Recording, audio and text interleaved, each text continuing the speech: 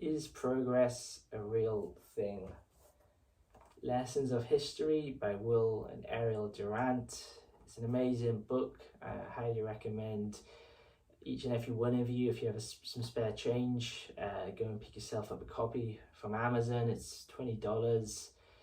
Each chapter deserves its own discussion. However, today I'll be discussing the last chapter of the book, Is Progress a Real Thing? So I'm Dave Denton, welcome to the channel. Thanks for clicking on this video. Hopefully you will get some insights and some interesting information over the next couple of minutes. So let's kick straight into it. Is progress a real thing? Or is it a traditional boast by modern generations to make ourselves feel better, knowing that we're constantly progressing through life? I feel that it's something that we always consider as fact without always considering the details or the finer details. So in the book, one of the key questions it says that we should ask ourselves is if it's still progress if we move forward in one area but backwards in another area.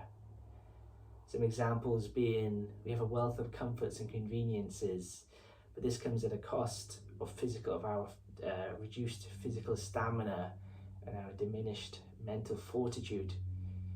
It's probably correct to say the more comforts and conveniences we have, the weaker we become as humans.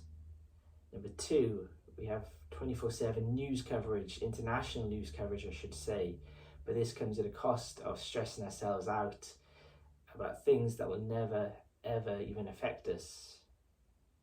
And the third example they give in the book is we claim to have outgrown our intolerances of other human beings, but is that really true, or have we merely transferred it to a cancel culture? On the flip side, if we focus on education and consider education as the transmission of civilization, then we are unquestionably progressing. Civilization is not inherited, it must be learned and earned by each new generation.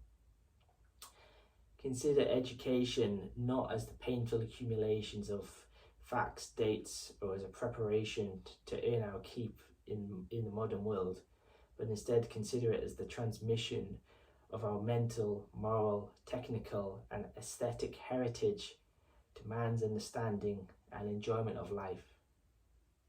In closing, I'd like to paraphrase a section towards the end of the chapter. If progress is real, it is not because we are born any healthier, better, or wiser than infants in the past, but because we are born to a richer heritage, born on a higher level of that pedestal. The heritage rises and man rises in proportion. Thanks for listening. I'm Dave Denton. Welcome to the channel.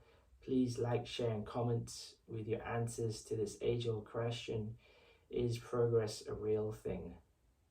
Thank you for listening. See you next time.